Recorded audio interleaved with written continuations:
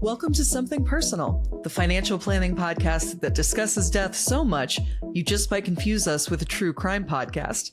Now, if you did, that's okay. Stick around because today we're talking about life insurance, so that might actually come in handy for understanding some of your true crime podcast once you get back to those. I'm Amy Laburda, the editorial manager at Palisades Hudson Financial Group. Joining me today, this time to discuss life insurance, is our Executive Vice President and Chief Operating Officer, Shomari Hearn. Thanks for coming back, Shomari. Yeah, thanks for having me back. So you co-authored a chapter about life insurance in our firm's book, Looking Ahead. That particular book is really aimed at people who are approaching or in retirement. But people of all ages might be listening to this podcast, so let's back up a second. Can you talk a little bit about how someone's relationship to life insurance might change over the course of their lifetime? Sure. So I think for most people, I would say the need for life insurance typically begins when they have children or other family members that are dependent on their income. So they want to maintain or obtain life insurance in order to provide for the protection against potential loss of income. Should something happen to them, say they die prematurely, they want to know that their loved ones are still going to be taken care of. And then as time goes on, they'll maintain that life insurance, during their working years. And then once they reach retirement, they can decide at that point whether or not to continue to maintain that life insurance. Maybe they get rid of it or they keep it, but now it's more of maintaining the policy for wealth transfer, right? Making sure that they leave something behind for their loved ones. Makes sense. So in general, people who have dependents, are there other people who might want to think about life insurance? And are there other things they might want to use it for besides just income replacement and wealth transfer? Sure. So as I mentioned before, and you touched on, right, there's protection against loss of income at the personal level, but also there can be when there's a business, right? So it's a little less common, but I would say if you own a business, you may want to insure yourself or say a key employee who is responsible for bringing in new business or, generating a significant amount of business revenue, right? So similarly, you want to protect the business by insuring that person or you as an owner or any other owners that you have that's part of the business. Because again, it will protect the business, but also ensure that the business can continue to run after, say, you're gone or that key employee is gone. In addition to that, there are certain people who may have a significant amount of their wealth tied up in illiquid assets, such as real estate or closely held business. They'll want to obtain life insurance in order to cover the estate taxes that may be due.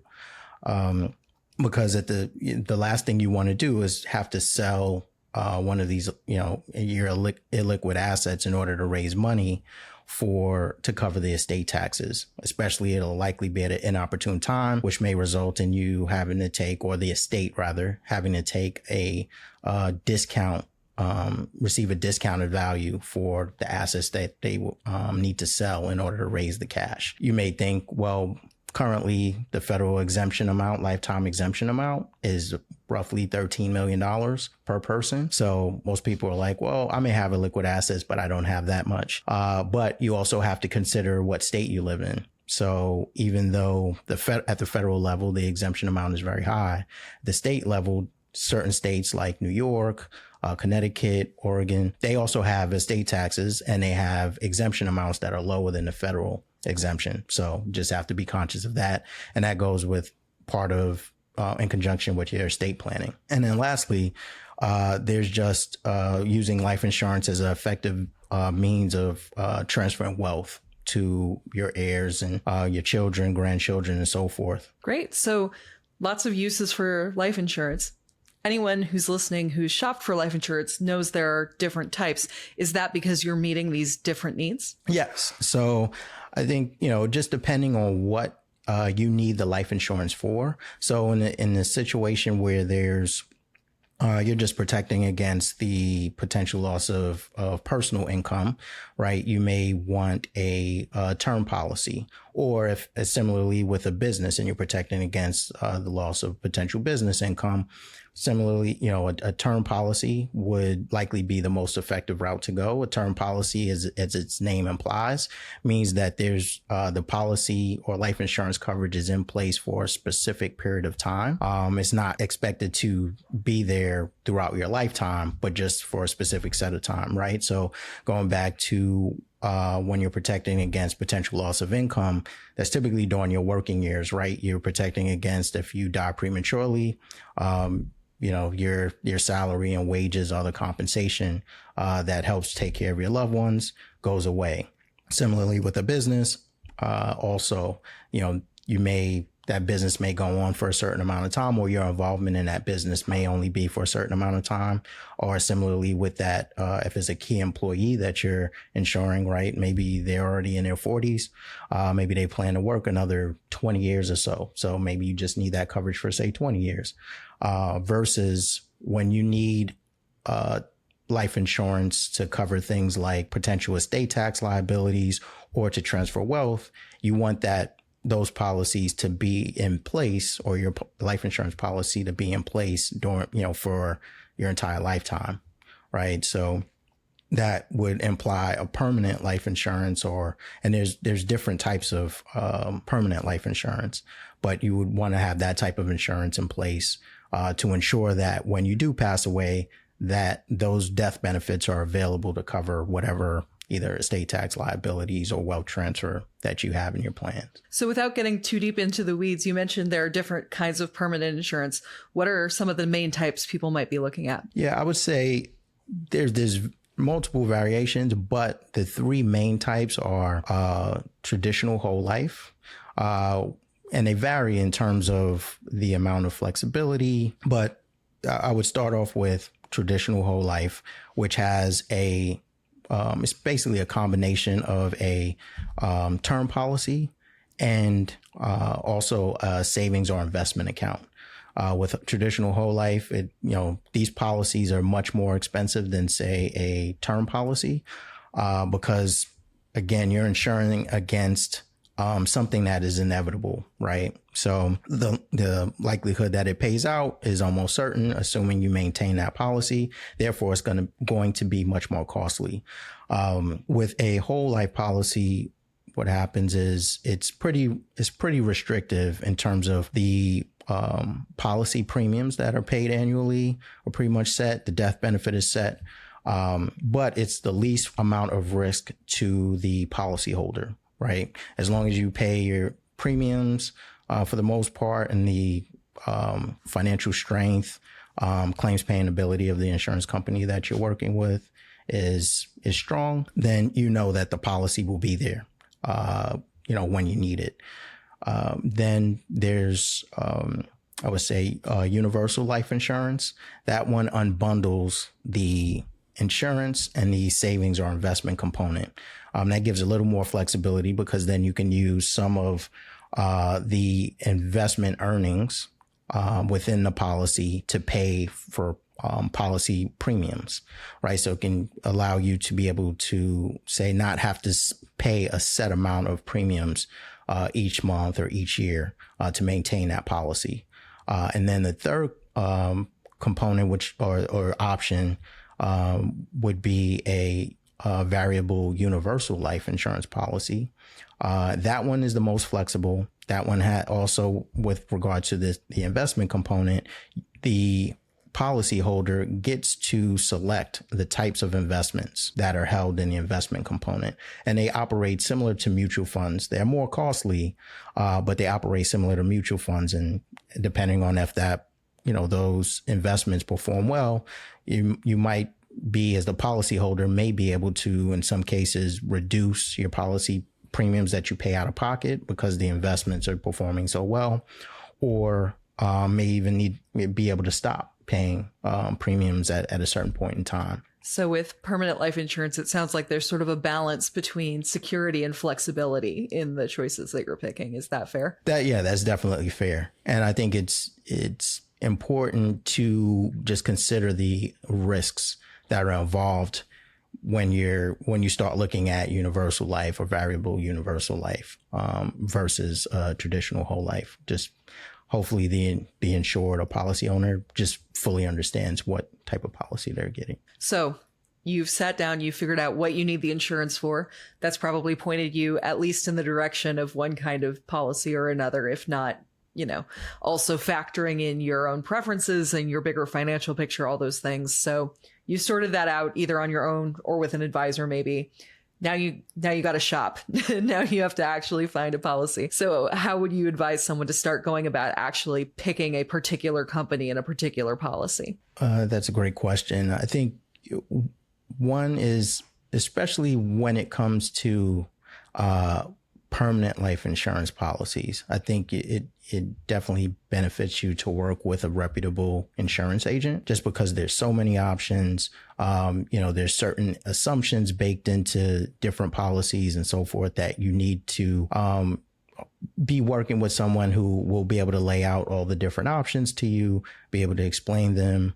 And as a result of that, you may also even want to bring in or work with a fee-only financial advisor, right? Bringing in this third party can help assess whether or not the insurance agent is providing you with policy options that will address your needs, and that those policies that they're offering really take into account realistic assumptions, right? Because I guess one thing that I didn't talk about was the fact that with permanent life insurance policies, what the insurance agent or the insurance company will provide are what they call policy illustrations.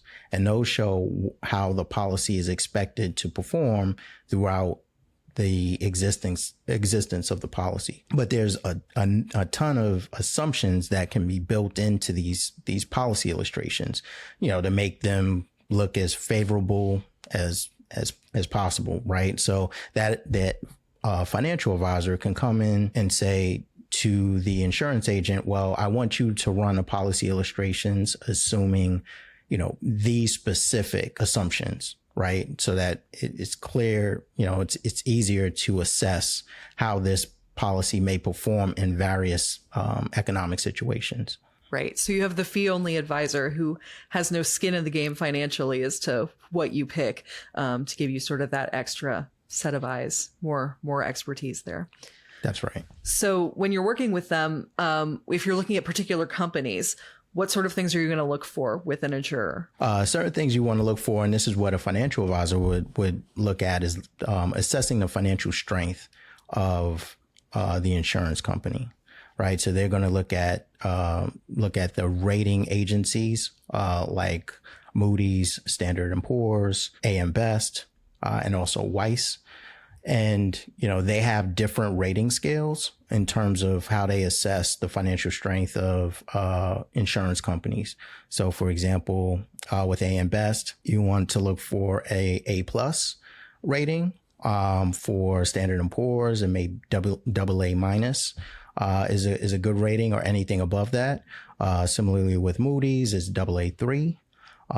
Anything at that level above, that usually indicates that, there is, the insurer has a strong financial footing. Weiss is a little different than those other three, because it solely operates based off of public, information.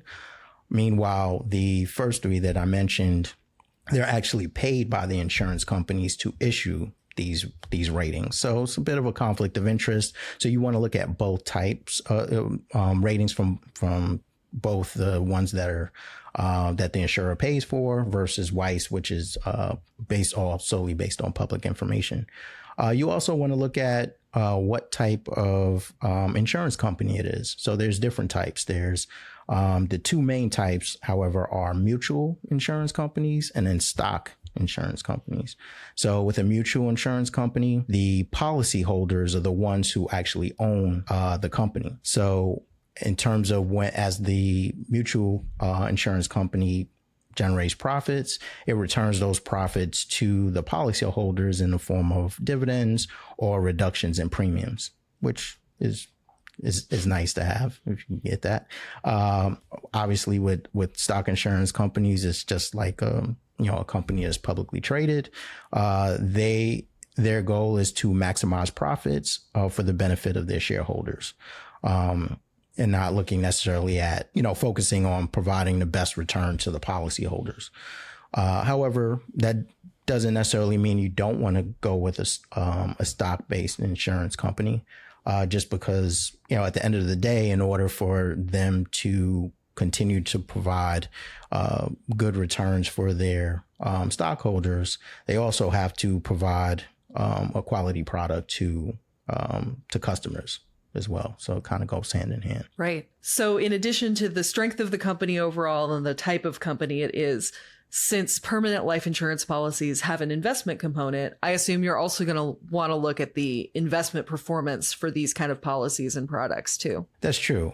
And again, I think this is where financial advisor will come in handy in this process, is in terms of just evaluating the historical investment performance of these insurers. And in addition to that, that's only one factor. And of course, just like in the traditional investment realm, right, past performance is not necessarily indicative of future results, but it still can help to look at how this insurer has performed, or their investments have performed historically.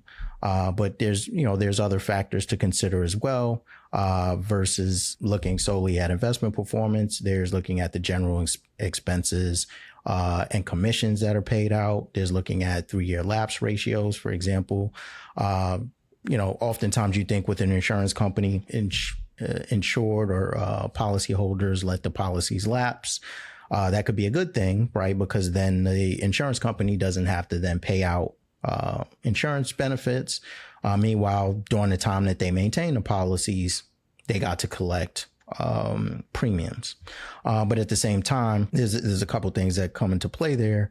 One is, if the policyholders let the policy lapse, say within the first couple of years, there's a fair amount of money that the insurance company has to lay out up front with any new policy, right? Paying out commissions and so forth.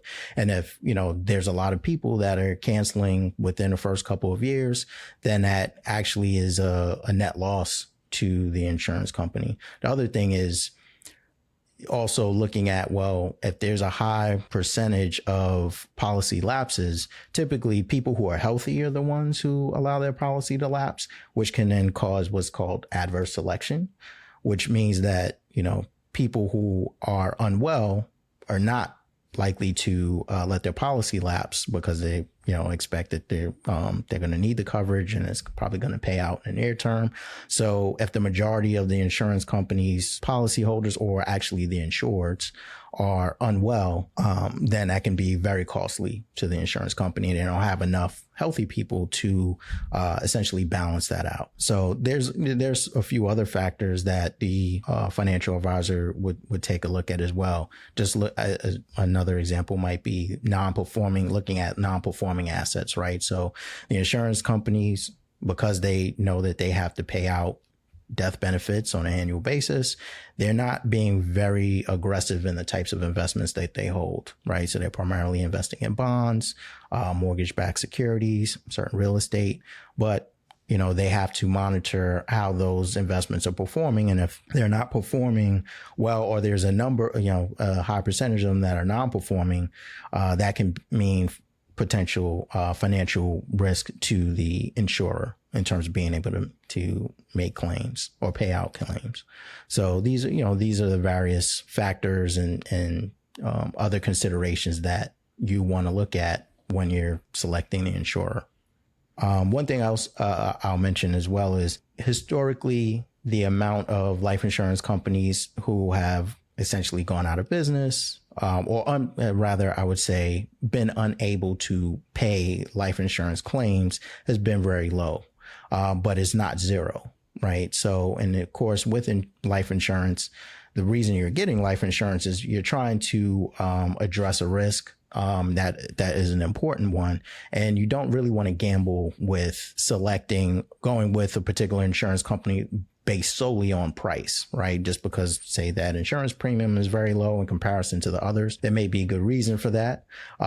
So again, that's yet another reason why working with a fee-only advisor it will be helpful in assessing that situation. And then another thing that I'll mention too is, when you're with term policies, it's a little more straightforward, right? There's no investment component. So there's, that can be a lot more straightforward. People may decide that they just want to go search online, depending on the amount of coverage that they need and so forth. They may just decide that, it's easy enough. I don't necessarily have to go through an agent. I can, do some research online and obtain a term policy. But I would say if you're considering needing permanent life insurance, that you definitely work with an agent and an advisor. Okay, so you and potentially your advisor done all this research, look at lots of projections, done the whole song and dance. You've got your policy, you selected it, you signed on the dotted line. Say you even set up automatic payment for your premiums. You're golden. You set it and forget it. There's nothing else to do, right? No, definitely not. Sorry, listeners. I did try, but I guess it never really is. That's true. So, I mean, again, with term policy, straightforward. There's no investment component. So, I mean, theoretically, again, you still want to look at the insurance company every so often, every few years, just to make sure, okay, this insurance company is still operating. They aren't having issues with paying out death benefit claims. But other than that, there's not much you necessarily need to do outside of that, other than maybe looking at, reassessing personally whether or not you need more insurance and so forth.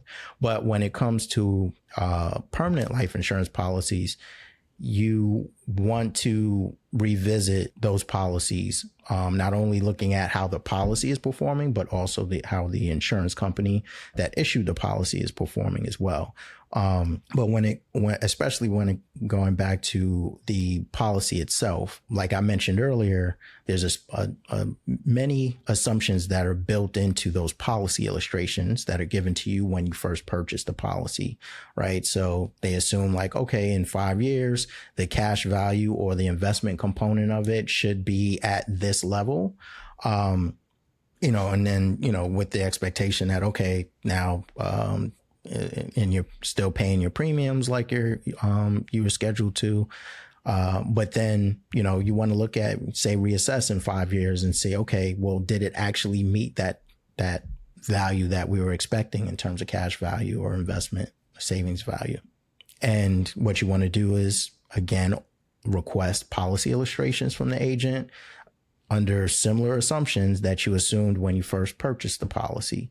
So even more of a need for working with a financial advisor to help you assess the performance, because if things are not performing well, it can be a warning sign, right? So you don't want to wait until the last minute, where you're being notified, say 10 or 15 years out, that, oh, the policy hasn't performed the way that you anticipated, so we're going to have to significantly increase your policy premiums.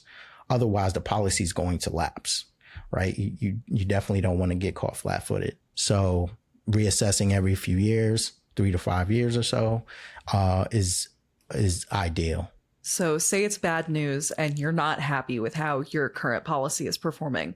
What are you looking at then as next steps? There's a number of things that you should be considering, right? One is, well, when I first obtained this policy, may have been 15, 20 years ago.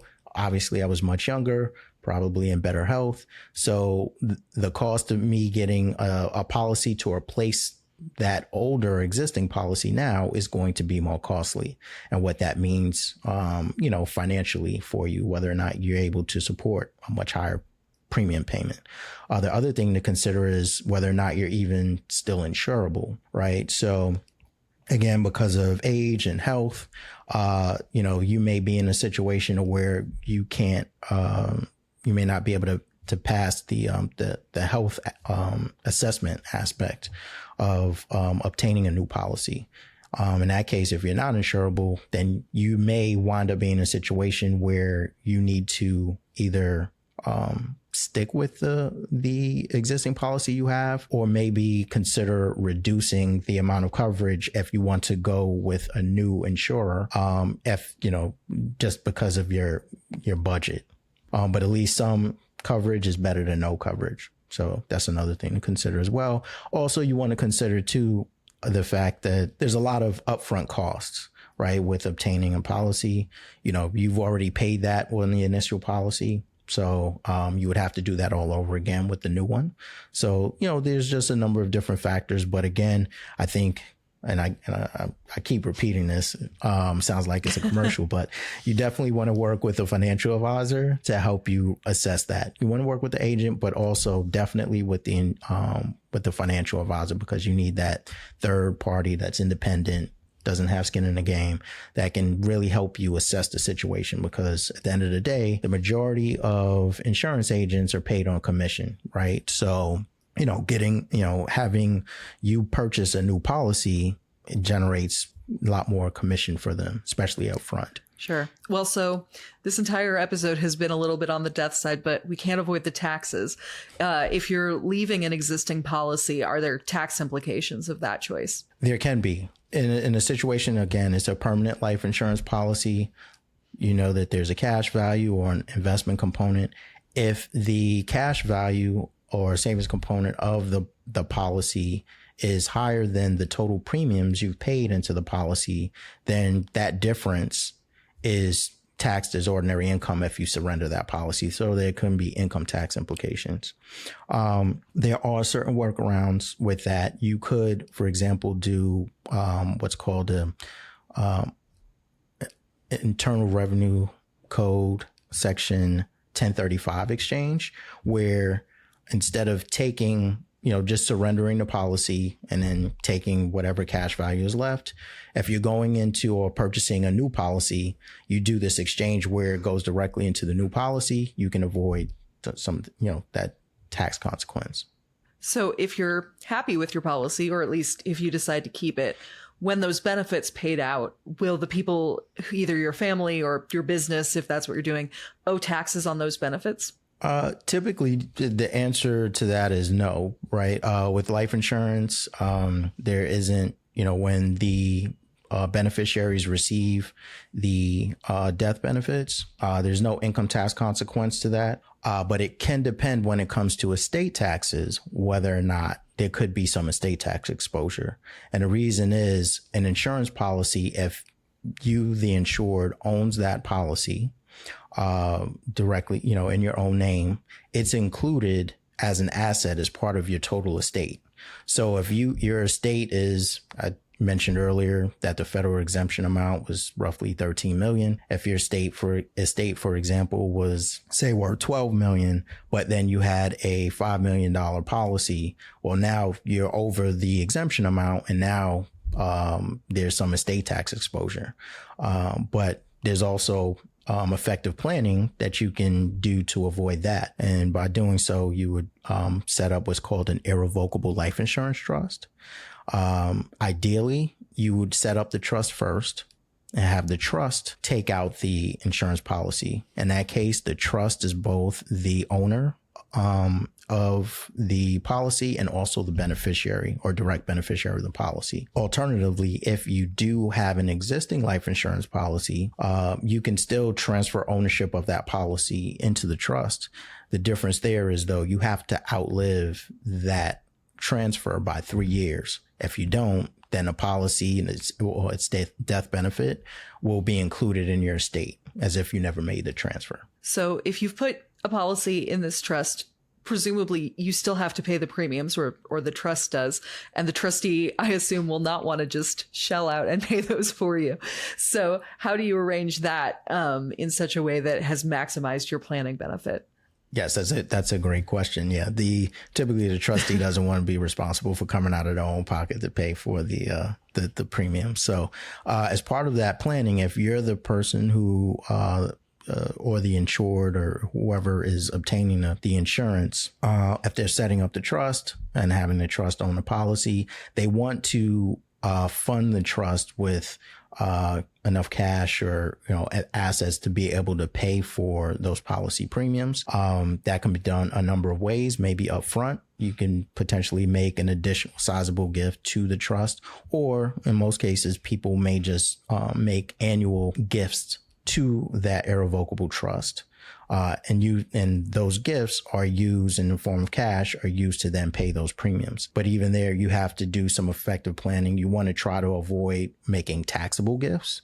So each taxpayer currently, the annual, what's called the federal annual exclusion amount is $17,000 per person. You want to, if you can, you want to stay below that amount in order, when making gifts to avoid any gift tax implications. There can be some, again, effective planning that you're working with a financial advisor to help you determine, because if you have a large policy, those premiums could be well in excess on an annual basis of $17,000, but that's when potentially you're looking through to the beneficiaries of that trust. So say there's 5, family members or beneficiaries of that trust that can apply to that 17,000 can apply to each of them. The thing with that though is when you make that annual gift to the trust, typically, in order for it to qualify for that annual exclusion amount, it has to be an immediate gift, and meaning that the beneficiary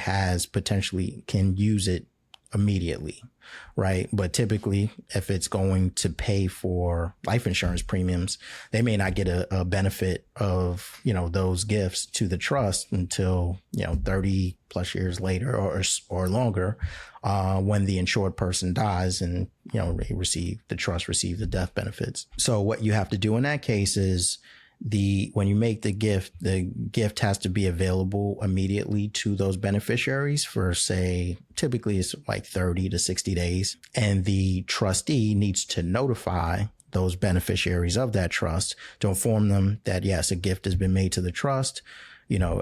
Please let me know if you want to receive a distribution for your share of this gift. Of course, the trustee and the financial advisor will explain to the beneficiaries of the trust that it's not necessarily in their best interest to take that gift out during that window that they get each year, because it's because of the intended purpose of the life insurance.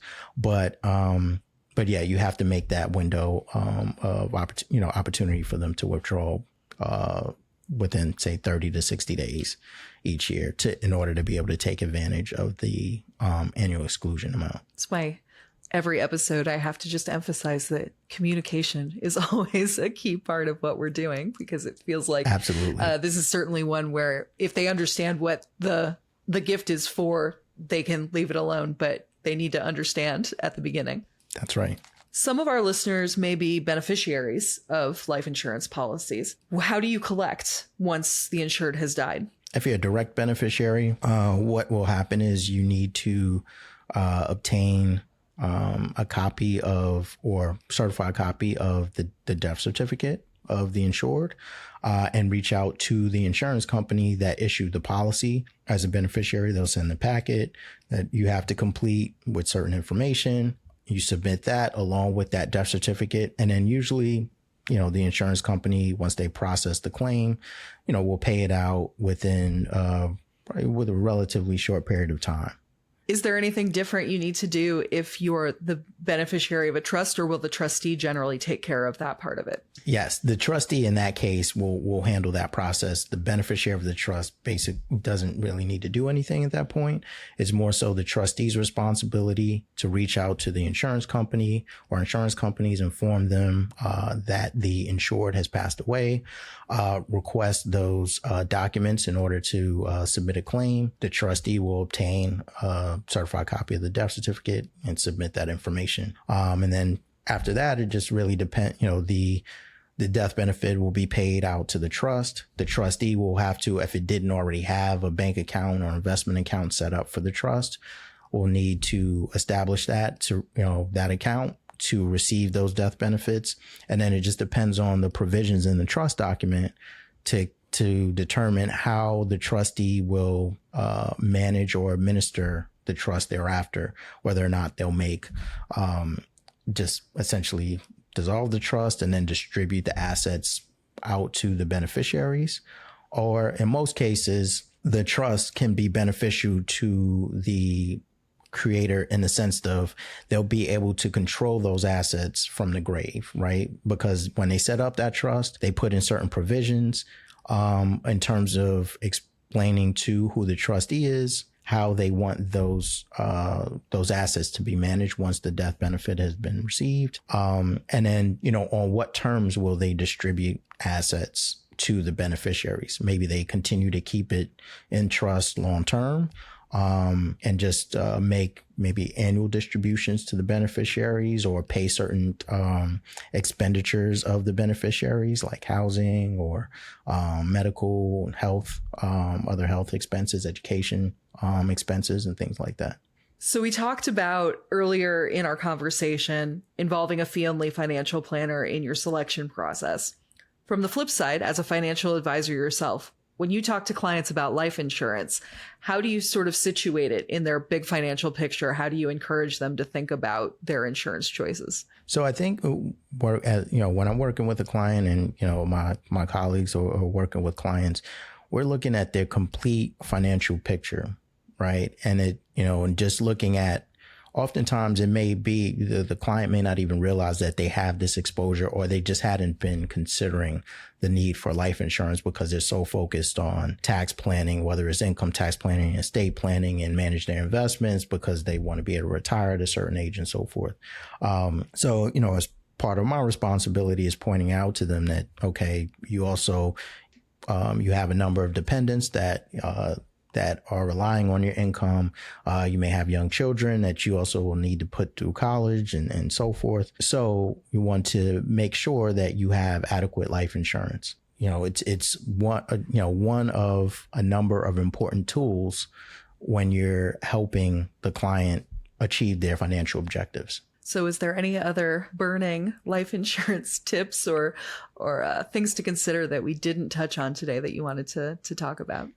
Life insurance is certainly, like I mentioned before, is an important tool. It's because you want to be able to provide for your family. If you were to die prematurely, I think, especially when you're younger, you really feel like you're invincible. Nothing will happen to you. But unfortunately, things do happen. So you want to, make sure you have adequate insurance. And then again, there's other reasons that you may need life insurance as well. So, just making sure that, you work with an advisor to help you figure out what your needs are.